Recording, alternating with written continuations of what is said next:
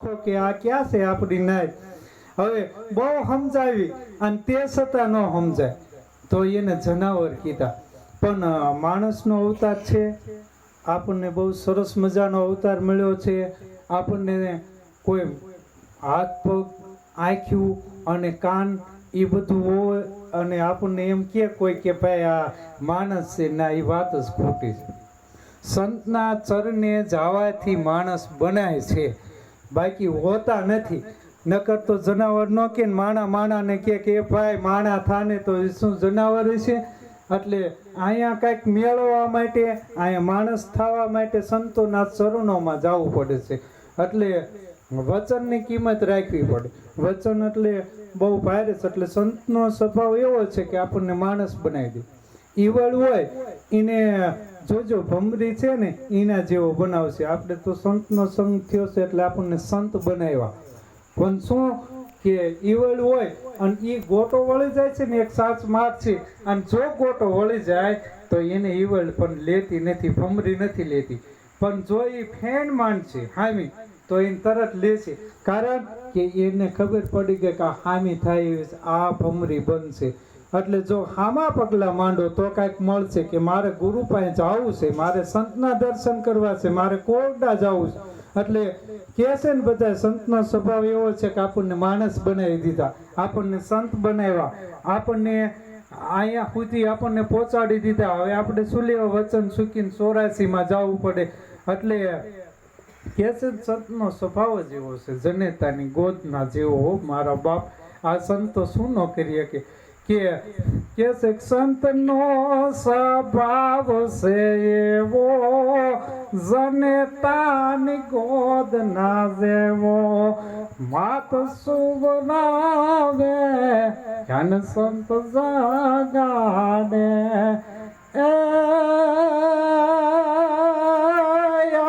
પલ my ભેટો કરી દેજ ભગવાન.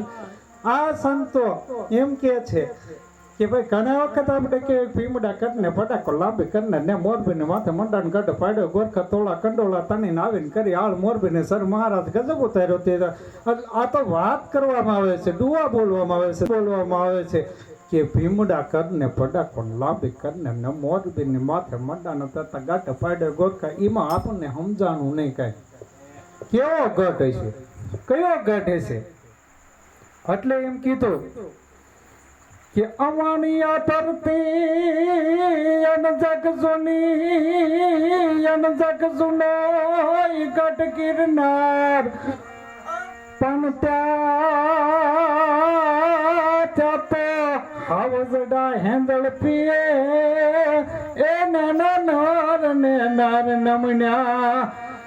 બાપ આ ગઢ જૂનો ગિરનાર, આ ગઢ છે, આ જૂનો ગિરનાર છે.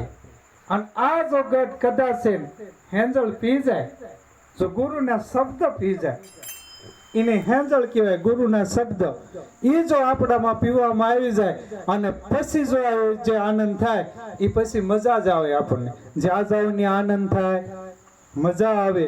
ત્યારે આ સંતોના સંગમાં માણા નથી કહેતા તું રંગાઈ જાને રંગમાં, તું રંગાઈ જાને રંગમાં. સીતારામ તડા સતસંગમાં, તું રંગાઈ જાને રંગમાં. આજે ભજશું કાલે ભજશું, ભજશું સીતારામ. તું રંગાઈ જાને રંગમાં, તું રંગાઈ જાને. એટલે આ મનને રંગી નાખવું જોઈએ એક વખત. ખરેખર જુઓ ને તો આ એક દડા જેવું જીવન છે. મને પોસારામ બાપુ ઘણા વખત કેમ કે દડાની વાત કરો ને એટલે બાપુને દડાની વાત વધારે પર્સન આવે છે. આજ મને એમ થઈ ગયું કે અહીંયા કંઈક દડામાંથી કાંઈક મળે એવું છે. એટલે આજ થોડીક એ વાત કરવી છે કે એક પલોટ હોય, ખરેખર જુઓ તો, પણ એ પલોટની અંદર એમ કહેવાય કે 5-7 જુવાનિયા દડાને પાટું મારતા હોય, ઠેકી ઠેકીને દડાને પાટું મારે. અને એમ કહેવાય કે એક પાટું મારે અને એમ કહેવાય કે 2-3 કિલોમીટર સુધી જવા દેવો દડાને. અને ત્યાંથી બીજો પાટું મારે એટલે આમ જાય બીજા પાસે, એમ કરતા કરતા ત્રીજો પાટું મારે ત્યાં જાય.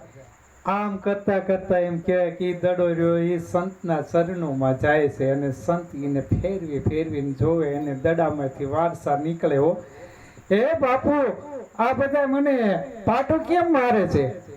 કે બાપ આ તારામાં હવા છે ને એટલે તને પાટું મારે છે. હમણે હું તારી હવા કાઢી નાખું ને તો તને કોઈ પાટું નહીં મારે, એટલે સોનગઢથી હું આ મારી હવા કાઢવા આવ્યો છું બાપ, બીજું કાંઈ છે નહીં. મને એમ થયું કે હું કોરડા જઈશ ને તો મારી હવા નીકળી જાય છે અને મને એમ થાય છે કે ના મને કાંઈક મળ્યું એમ. કારણ કે સંતનો સરનોમાં જાવ ને એટલે બધું ભૂલાઈ જાય છે બાપ. કોઈ દરબાર નથી રહેતો, કોઈ ભરવાડ નથી રહેતો, કોળી ન રહે. આ તો બાપ સર્વે સરમાં સંત દેખાય એટલે એમ કહેવાય કે ફિકર તો કોને હોય? જે સંતના ચરણે નથી ગયા એને ફિકર હોય. ફિકર ક્યાં કરે? ફિકર કી ફાકી કરકે પીએ તાકા નામ ફકીર. હા તો બાપ ફકીર થવું છે એ જેવી વાત નથી. જો કદાચ સંતના શરણે ગયા હોય તો ફકીર બની જવું પડે. અને ફિકર ક્યાં કરે? ફિકર તો ક્યાં કરે? ફિકર કી ફાકી કરકે પીએ તાકા નામ ફકીર. એટલે એમ કહેવાય સંતના શરણે જાઓ તો નથી કહેતા.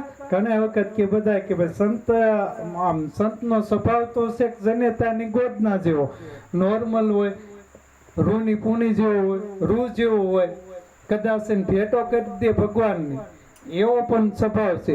એટલે ઘણા વખત એમ કહે છે બધા કે ઓલામાં બોલે છે ને પાઘડી વાળા, એમાંય મારે જ્ઞાન પડ્યું છે થોડુંક, બાપુની દયાથી પડ્યું છે મારી પાસે થોડુંક, એટલે રજૂઆત કરવી છે મારે. કે ઘણા એમ કે હે પાઘડી વાળા એ ભલે ને પાઘડી જીવા નામ માર જીવા. એ પાઘડી વાળા હવે આ ખબર નથી. પાઘડી વાળા ઈ કોઈને ખબર નથી. આ બધાની પાઘડી રહેવાના છે, કોઈ આજીવન આવ્યા નથી, આજીવન રહેવાના નથી. પાઘડીના જ માણસો છીએ આપણે, પણ આ પાઘડી આપણને સમજાણી નથી. એટલે આ ઘડી કેમ સમજાય? આ ઘડી અસલ છે, આ કડીમાં મજા આવે એવું છે. પણ જો પાઘડી સમજાય જાય, અને પાઘડી એટલે આંખના પલકારા જેટલી જિંદગી છે આપણી, જો એ પલકારામાં આપણને જો મોતી પોરવાઈ જાય તો એમ કહેવાય કે આ કડી આપણી સુધરી જાય અને એને પાઘડી મળી જાય. કારણ કે પાઘડીનું જ્ઞાન થાય કે પાઘડી આ તો આંટિયાળી હોય, માથે બાંધી હોય, આટલું ફૂંકવું હોય, એને એમ કે પાઘડી. એ પાઘડી નથી, એ તો પાઘડો છે. પણ આ તો પાઘડી કહેવાય. પાઘડી એટલે પાઘડીના જ માણસો છીએ આપણે. અહીંયા મહેમાન થઈને આવ્યા છીએ બાપ, અને મને તો એમ થયું કે આજે બહુ આનંદ થયો. એટલે ઘણા વખત હું બાપુને એમ કહું કે બાપુ મને રહેવા દો ને, કે બાપા તમને રહેવા નહીં, તમને મૂકવાના જ નથી એમ કે. અને બહુ આનંદ થાય છે. એટલે અહીંયા આવ્યા પછી મને હમણે થોડુંક એવું થયું કે એક ભાઈએ મને પૂછ્યું કે મોતિયો આવી ગયો છે, મને કાંઈ દેખાતું નથી. મેં કીધું મોતિયો આવી જાય છે ને કોઈ નથી દેખાતું. પણ આ જો કદાચ છે ગુરુ છે કે ના, ગુરુ નથી કરાવ્યા તો ગુરુ કરાવવા છે કે આ ગુરુ તો કરાવવા છે, પણ આ મોતિયો ઉતરશે ખરા મારો. મેં કીધું ડોક્ટર હારામાં હારો હોય તો ગુરુ ડોક્ટર, એના સિવાય બીજો ડોક્ટર હોય ન શકે. આ દુનિયામાં એવો કોઈ ડોક્ટર નથી કે તારો મોતિયો ઉતારી શકે. અને એને કીધું કે એમ કે હા. ગુરુજીએ હુવાર્યો અને પૂછ્યું, એ બેટા કેટલા દેખાય છે? કે બાપુ 3 દેખાય છે. કે હજી બરોબર મોતિયો ઉતર્યો નથી, ટપોરો મારે ફરીથી. અને એમ કે ફરીથી ટપોરો મારે, બેટા કેટલા દેખાય છે? આ કે બાપુ 2 દેખાય છે. કે હજી બરોબર મોતિયો ઉતર્યો નથી. કે હવે બેટા કેટલા દેખાય છે? કે બાપુ 3 દેખાય છે. કે 3 ન હોય કે હરખાય. જો વળી પાસ બાપુએ મોતિયો ઉતાર્યો અને કીધું હવે કેટલાક દેખાય છે? કે બાપુ હવે 1 દેખાય છે. તક તો બરોબર દેખાણો લે મોતિયો. કારણ કે આપણને બધાને 3 ને 4 ને 5 જ દેખાય છે. હજી પણ જો આપણો મોતિયો ઉતરી જાય તો તમારા સર્વે શર્મા ઈ એક જ બોલી રહ્યો છે, બીજો કોઈ છે જ નહીં. એટલે આપણે અહીંયા બીજાને ગોતવાય નથી આવ્યા, પોતે જ પોતાની ઓળખાણ કરવાની છે. હમણાં મને ભગત બાપુ એમ કહેતા હતા કે તમે ક્યાં ખોવાઈ ગયા હતા, હમણાં દેખાતા નથી. મેં કીધું હું ખોવાઈ ગયો તો મને ગોતી લીધો છે, એટલે હવે મારે બીજાને દેખાવાની જરૂર નથી, કારણ કે હું મને જ નથી ઓળખતો, એટલે મારે બીજાને ગોતવા પડે છે. બાપ, જો હું પોતે પોતાને ઓળખાણ કરી લઉં ને તો મારે બીજાને ગોતવાની જરૂર ન પડે. એટલે આજે ઘણા વખત નોખા પ્રશ્ન થતા હોય છે, આનંદ થાય એટલે બધા પ્રશ્ન અમન કરે. જ્યારે આપણે ઘણા વખત એમ કહેવાય છે કે કુંભકરણ ને જગાડવામાં આવે તે નગારા વગાડવા પડે, હાથી બોલાવવા પડે, ભાલા મારવા પડે, અને પછી કુંભકરણ જાગે. અને એ કુંભકરણ જાગી અને રાવણને પૂછે છે કે ભાઈ મને કેમ જગાડવામાં આવ્યો, શું માટે મને જગાડવામાં આવ્યો છે? કે ભાઈ આ તો તું સૂતો તો ને એમાં આ બધું બની ગયું. ભાઈ હું તો સૂતો તો અને તું તો જાગતો તો ના બની ગયું. ઘણા જાગતા હોય છે અને આ કામ કરે છે, અને ઘણા સૂતા હોય છે ને આવું કરે છે. એટલે સૂતા હોય છે ને એનો મતલબ નથી જાગતા આપણેથી ભૂલ ન થવી જોઈએ. એટલે આપણને ગુરુ મહારાજે આમને જગાડ્યા છે અને હવે આપણે સૂવું નથી, જાગવું છે. એટલે કીધું એ જે ઢાણા ડોંગરા ડોલે, શિવાજીને નીંદરો ન આવે, માતજી ભાઈ ઝુલાવે, શિવાજીને નીંદરો ન આવે, શિવાજીને નીંદરો ન આવે, માતાજી ભાઈ ઝુલાવે. હે ભગવાન, આ તો બધું આપણને ખરેખર માતા જીજાભાઈ ઝુલાવે એ શિવાજી પોટતો એમ કહેવાય કે રામ લક્ષ્મણની વાત સાંભળતો હોય એમ કદાચ છે ને આપણી ઉપર આવી મીઠી કોવડામાં નજર છે અને આપણા ઉપર કૃપા છે સંતોની. ત્યારે હું સોનગઢથી અહીંયા આવ્યો છું, પણ આ તો બાપુનો આગ્રહ હતો એટલે નકર હું તો કાંઈક ઝીલવા આવ્યો છું. મારે કંઈ અહીંયા દેવાનું ન હોય, સમજુ ને સમજાવવાના ન હોય બાપ, કારણ કે અહીંયા તો કોરડા છે. આ સંત છે, કોરડાનો સંત કેવો છે આપણો સંત કે એનું વર્ણન ન થઈ શકે. પકડ્યો પકડાય નહીં, બાળ્યો બળે નહીં. આમ જોવો તો આભે પણ આપથી પણ ઊંચો, પાણીથી પાતળો એવો આપણો સંત છે જે પોસારામ મહારાજ છે. અને એના શરણોમાં હું આવ્યો છું એટલે હું આવું બધું બોલું છું, કારણ કે મને બોલતા નથી આવડતું, એની કૃપાથી બોલું છું. કારણ કે આ સંત છે ને, આવો સંત સોને કોરડામ બેઠા, પોસાય રામ જો આ બાવલીએ એવો જ કોરડો કર્યો રે યાદ જો,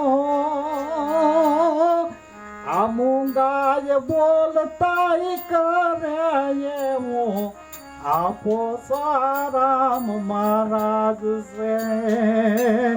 આ મૂંગાને બોલતા કરે એવો જોને રામ પોસાય રામ છે. આદળાને આંખ્યું આપી દેખતા કરે જો, આ લંગડાને એ જો